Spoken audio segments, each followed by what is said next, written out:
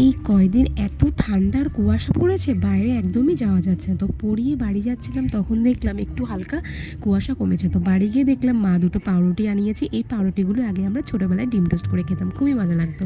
তো একটা পাউরুটি আমি 2 পিস করে নিয়েছি, পেঁয়াজ লঙ্কা ধনেপাতা একসঙ্গে কুচিয়ে নিয়েছি।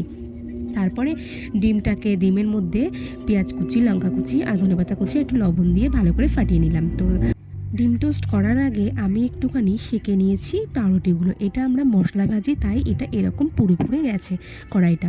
তো তারপরে আমি ডিমটা ভাজতে দিয়ে দিলাম। আমার একটু কড়া ডিম টোস্টই ভালো লাগে, মানে একদম নরম নরম থাকবে সেরকম আমার পছন্দ না।